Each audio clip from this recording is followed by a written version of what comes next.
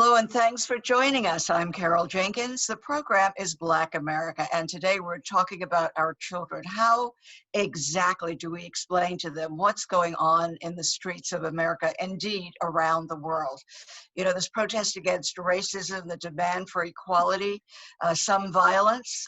Exactly what do we say to them? We have two fantastic guest experts today to explain how we approach our children and when they're ready for that. Dr. Joy Harris-Smith is co-author of The ABCs of Diversity, Helping Kids and Ourselves Embrace Differences. And Siah Hagin, who's a school of mental health expert and advisor here in New York. And thank you both so much for being with us today. I want to ask each of you to sort of assess for us where you think we are in the timeline of history of Black and brown people being in America and what's going on now in our country. Joy, we'll start with you. What do you think is happening?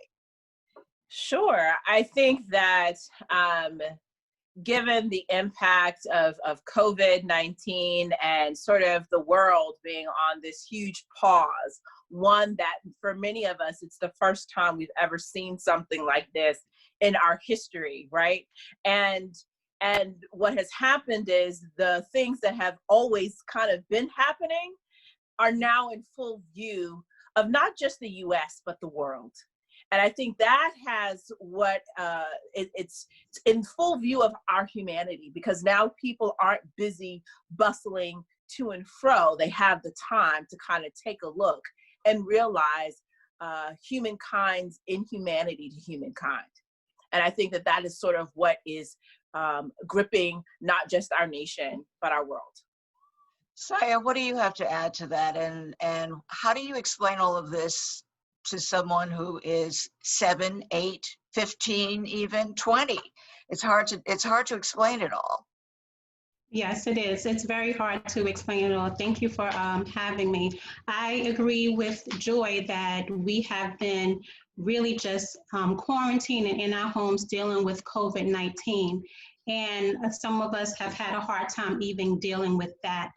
But with the civil unrest that's going on, the killing of so many of our Black men and women, that it has caused an outcry for things that have been happening many, many years. And I feel that this is enough is enough. So how do you explain that to a young child? You start where they're at. You start at their level. You start getting an understanding of what they know about what's going on, and you start from their knowledge of what have they learned in school, what do they know about history, and you go from there. So I think that's a good starting point. What do they perceive of what's going on? Because children and adults perceive things differently. So getting an understanding of where they are is a good starting point. Yeah, and Joy, how do you do that exactly? What are the questions that you ask a small child of how much they get of what's going on in the world?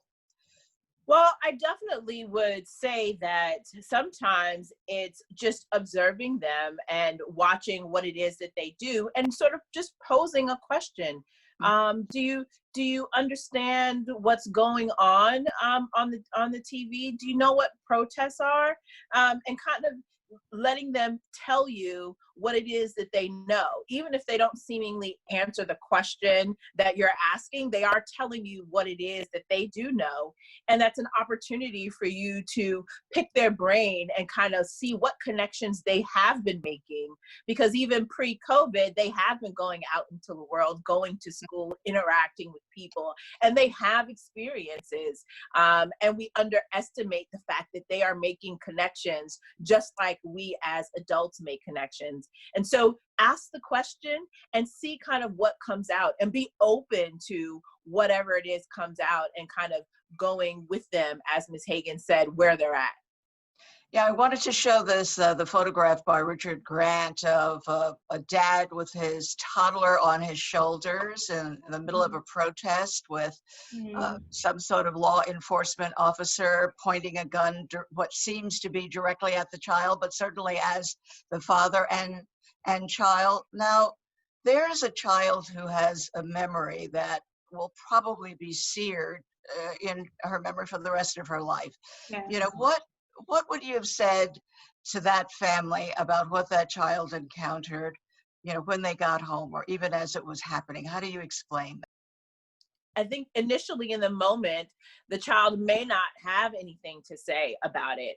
But I think as time goes on, in the coming months, even years, that, is a flashback. And so you ask, the parents can begin to ask the child, what do you remember? Do you remember what you felt? What do you think? Because now this is a picture, right? Seen around the world. So there is evidence of this occurrence that is happening. It is seared not just in this child's memory, but the world's memory. So you ask them, what do they think about that when they see it? How does it resonate with them? What's going on for them? And then of course, depending on what the child says, the parents then need to be thinking, how do we support them?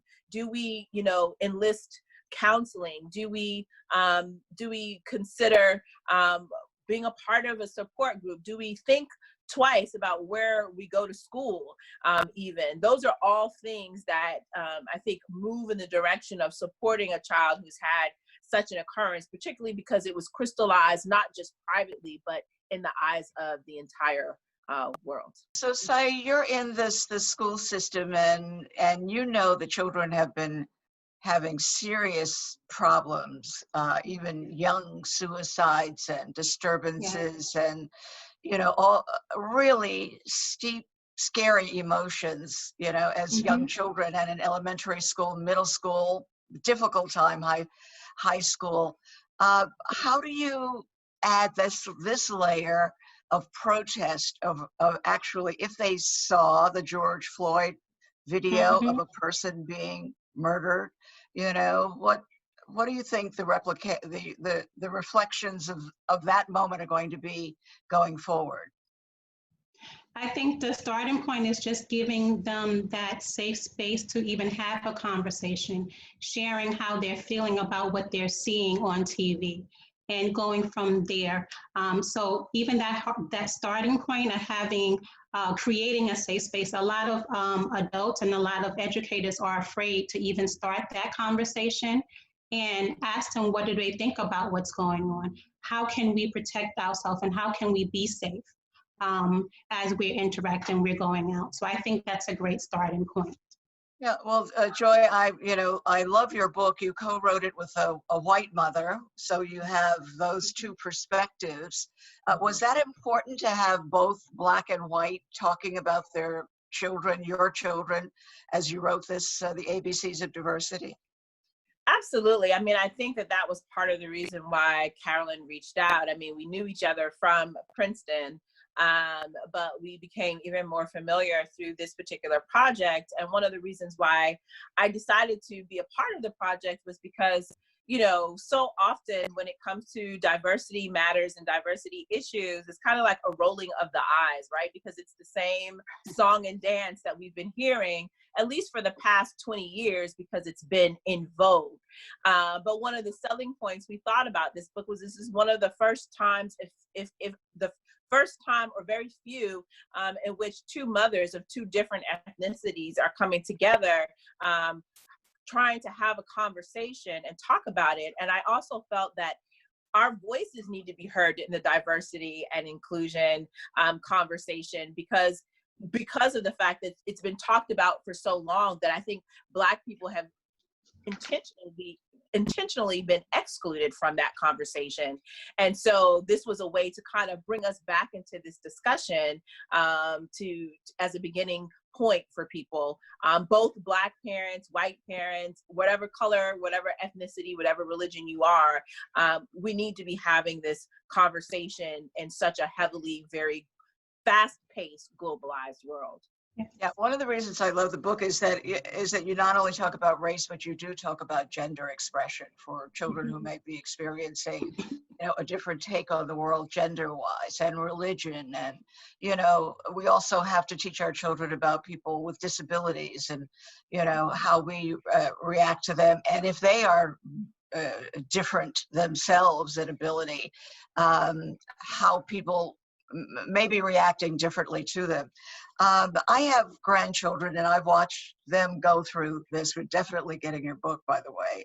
I love the worksheets that you have, because, for instance, with the A in the ABC would be asking a question about, do you feel afraid? And then if you do, you have space to write, what are you afraid of? B, if you're in a situation and you feel like backing away, you know, how do you put words to that? Why, what are you, again, afraid of? What do you want to back away from? And control, you know, so those are the ABCs, I think, very, and each chapter has a different ABC workbook element to have to work through, which is, you know, which is terrific, because so often we don't have the words to put through our emotions. My young grandchildren already know that being Black in this world is very hard. And this is a stress on them. So I think we're talking about stress relief for our children when, you know, there may be behaviors that are unexpected. Our kids are under a great deal of stress. Siah, do you want to address that? Yes, our children are under a great deal of stress, and letting them know, one, it's okay to feel stressful, and it's okay to feel scared, because as adults we feel scared as well. And then also encouraging some strategies they can use in regards to breathing exercises, mindfulness, all of those things that we do as far as counselors and in the school system. These are things that they can do at home. Whether it's listening to soothing music, instrumental soothing music, writing down your feelings, all these things are great coping skills that we can teach our children. So we talk a lot about Black boys and the danger that they're in, and I happen to think that Black girls are under similar. It really, just as Black women being killed doesn't get the same effect or import that Black men being killed does, and I think we need to balance that. But we have a video of a mother in Baltimore trying to enter a restaurant. Her son was in, you know, athletic gear, and she saw that a white boy wearing exactly the same thing had been let in, and her Black child was not. Let's take a look at that. Unfortunately, we do have a dress code. If you have some non-athletic shorts. But that white kid out there can't eat here with his tennis shoes on and his athletic shirt. So we allow tennis shoes, but not athletic shorts and t-shirts. He has on you telling me that's not an athletic shirt? So, you know, any of us who has a Black son, a brown son, grandson, brother, we experienced it with our fathers, perhaps we know what life is like and how complicated it is. Is there a specific tack that you take, you know, with Black boys in terms of all of this racism and their fragility? So, yes, I was on another webinar, and I had somewhat of a similar question. And so there are two things. I think one, you have to kind of assess the situation, like this mother did here, and, you know, she put it out, you know, and of course she's recording it, and that's, you know, that's a great way. You've got evidence, but even still, in doing so, it didn't seem to make any real change or any headway. Right. My mother used to always say, you know, there was power in the pen, and I think that what people have to do is just as we are taking to social media, we have to be willing to sit down and put it in some ink. And then we see the chain of command. And I think, you know, when we start to make those type of changes, we start to do those types of things, because everybody's expecting now for things to go viral and to be put on social media. And that is one way of handling it. And I think that in many cases it has helped and it has been beneficial. But we see here that it's not making headway. Right? It's not changing anything. And I think that as a community, we have to, one, be willing to put things in writing. That means taking the time to do that. And then we also have to, you know, sometimes I've learned to not even be confrontational, not to say that confrontation is always bad, but be willing to vote with my dollars. okay, so this is how you want to behave? Okay, I can speak very loudly and clearly with my money. I don't have to shop here. I don't have to dine here. And I think that a lot of times those behaviors speak much more, much louder than the actual verbal or physical redress. Because yes, you might get that in the moment and it might seem beneficial, but what we want is long-lasting, substantive change. And what needs to be done here is a way for substantive change to happen, is they need to sit down and they need to write it, and people in that area and that community, as we saw, start to not patronize that restaurant. And then I think then you get change. Yeah. So what do you say to a child, as I have been asked by more than one child, why do they hate us so much? You know, the Black and brown children are internalizing this, that there's something wrong with them, that they are hated, and they want to know, why do they hate us? So tell us what you say to a child who feels, quite frankly, hated. And I read some poetry. The children of friends recently posted it on social media that has been so searing. You know, these children understand the disgusted looks that they get from people and the fact that they are different and nobody has accounted for their difference.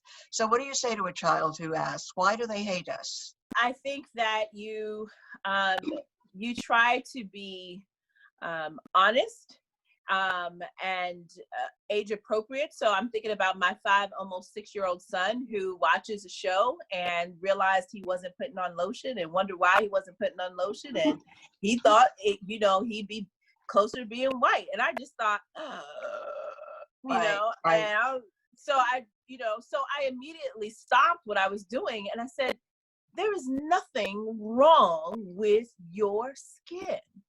And I think that that's one of the things that children have to be told over and over and over and over again. You can't be told that enough because the world is saying it 24 hours, 7 days a week. And so if there's not enough being combated, being told that you're beautiful, that you have worth, that you belong, that you are created for wonderful things, and the only other message that they're getting is that they're not. And so I think parents, when a child comes with that, you have to stop and you have to say, if I haven't told you before, I need to tell you now. There's nothing wrong with you. Absolutely nothing wrong with you. Yeah. So Siah, why do they hate us so much? So I agree with Joy, just in regards to affirming our children. I think it's so important, and we can never do that enough. In response to why do they hate us so much? Because people sometimes don't understand things, people who are different. And some people are raised a certain way. They're not raised to be kind. They're not raised to be loving. But there is nothing wrong with you. You are beautiful the way that you are. And some people don't like people who are different. And that's how we explain that to our children. And, just having an honest conversation about that. Do we have enough support for our children in school? There have been, whether it's public school, private school, a lot of the private school children or people who went to elementary or middle school are now writing their stories about how the teachers were racist, not only the other students who didn't understand, but that they were, ostracized and made to feel less than by the teaching, staff. Yeah. What needs to happen in our school system so that our kids can come out of it whole, as opposed to feeling, almost every single Black child who had gone to a private school where they were the only one or two comes out, with a horror story. And in public schools, it's a similar kind of thing. How do we protect our kids?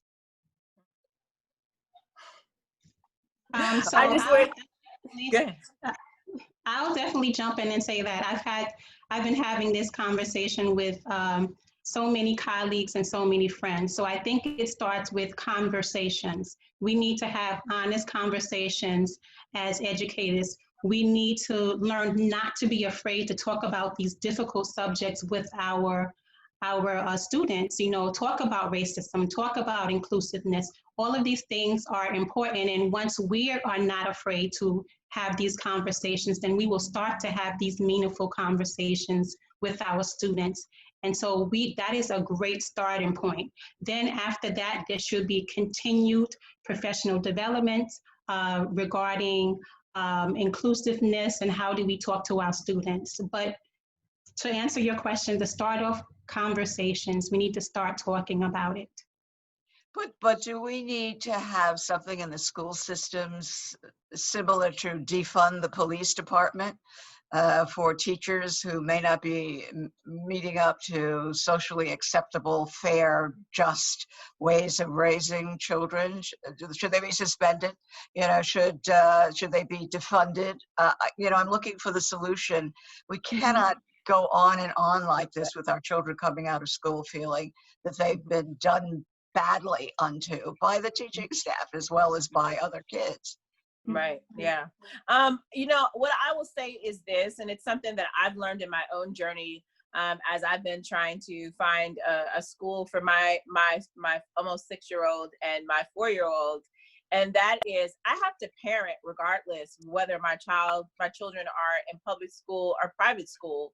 So it kind of behooves me as a parent to be engaged and to think about what it is, what kind of environment do I want for my kids? And I think that if parents become be better advocates for their children, I think that it has, you know, the system then has to change because parents are going to speak up, or parents are going to vote with their dollars, or parents are going to go to the polls and actually choose people who are about the business of the welfare and education of our children. And I think that that's what has been problematic, is that we haven't had that. So I would venture to say, yes, there should be some type of defunding, but you know, it's shown up in other areas, and I'm trying to stay on topic. Right, right. I know. Good luck with that search. But you know, I think my solution, and I guess it's because I came out of a single parent home, but my mother was involved in the school. Right. She was. Well, you have to. Well, I think most parents now that we have online learning are very much involved in the schools. Yes. And I think there's also an appreciation too of what teachers have long done year in and year out, you know. I mean, I've even had, you know, young friends who said, I didn't sign up for this, you know, it's driving me crazy. You know, I mean, that it's a real time. I want to ask one word on behalf of biracial children, or children who come from families that, you know, have same-sex parents and biracial, all of these differences that add on another layer of ostracism and possibility for insult. How do we grapple with that, Joy? That's a great question. You know, I think that one of the ways that we start to do it is, you know, through, you know, exposing our children. Parents have to be more intentional about who and how they expose their children. This education systems or schools have to be intentional about representing not just so-called what the general American experience, because the American experience includes persons of color and people who are bicultural, however you fit that category. And there are more and more people who are of multiple cultures. And so I think that we have to address that. And we have to address that individually as well as a collective. So we only have a couple of minutes left. So I want to have from each of you your assessment. Are you optimistic that we're going to make it through this turmoil of COVID, protests, everything else that's going on in our country with our children intact? Or what do you think will be the next? Will there be years of therapy based solely on these activities? Joy first. I think what COVID has done is that it has exposed all of the ills yet again. And I'll go back to what I said in the beginning, in full view of humanity and just the global world. I think where we go from here, as far as the US is concerned, will really depend upon who we put back in leadership, both locally and nationally. I just voted in Queens, New York, and you know, honestly, I can't say I'm completely optimistic. I am hopeful because I've seen this reverberation around the world, and I think that part is new, and that's something to be hopeful about. I think time will tell. Time will Great. tell. Time will tell, Siah. I am very optimistic. I'm hopeful, and that's because I am a woman of faith, and I just feel like I just have to be hopeful. I have to be hopeful for myself. I have to be hopeful for our children. And so I think where we go from here is going to be, again, like what Joyce said in regarding our leadership and how much we fight for change. And fighting Yeah. for change is not only just protesting, but going out to vote, taking those additional steps. It's okay to protest, it's okay to march peacefully, but we also have to do other things such as going out to vote, other things such as writing letters, and standing up when you see something that you know is of racism, of that is not appropriate, and so using our voice. Great. Thanks to both of you for being with us today and for sharing your insights. I'm Carol Jenkins. The program is Black America, and we'll see you the next time.